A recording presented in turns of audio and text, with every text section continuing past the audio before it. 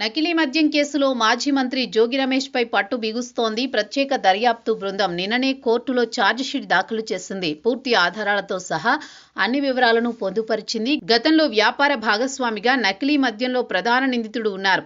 వైఎస్ఆర్ కాంగ్రెస్ అధికారంలోకి వచ్చిన తర్వాత ఆ బంధం కొనసాగింది. కూటమి అధికారంలోకి వచ్చిన తర్వాత ప్రభుత్వం బురద జల్లేందుకు అదే ప్రధాన నిందితుడిపై ఆధారపడ్డారు జోగి.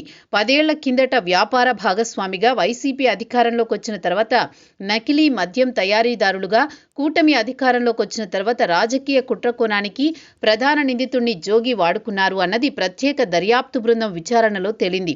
ఇదే విషయాన్ని ఛార్జిషీట్లో స్పష్టం చేసింది సిట్.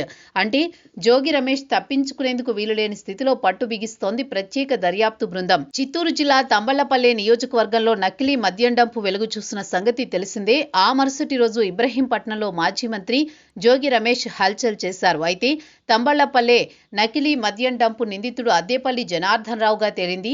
అయితే అదే జనార్దన్ రావు జోగి రమేష్ కు సన్నిహితుడిగా పేరుంది. తీగలాగితే డొంక కదిలినట్టు మొత్తం బయటకు తీశారు పోలీసులు. ఇంతలో విదేశాల నుంచి ప్రధాన నిందితుడు అద్దేపల్లి జనార్దన్ రావు వస్తుండగా ఎయిర్పోర్ట్లో పట్టుకున్నారు.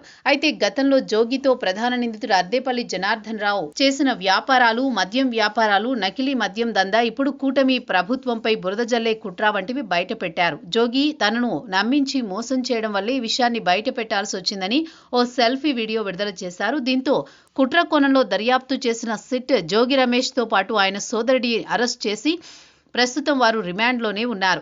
ఇక ఈ కేసుకు సంబంధించి ఛార్జిషీట్ దాఖలు చేసింది ప్రత్యేక దర్యాప్తు బృందం. నకిలీ మద్యం కుంభకోణానికి సంబంధించి ప్రధాన నిందితుడితో పాటు ఆయన సోదరుడి నుంచి జోగి ఎప్పటికప్పుడు ముడుపులు అందేవని, అందుకు సంబంధించి వారి మధ్య సంభాషణ, డిజిటల్ పేమెంట్లకు సంబంధించి స్క్రీన్ షాట్లు వంటి వాటిని ఛార్జిషీట్లో పేర్కొంది ప్రత్యేక దర్యాప్తు బృందం.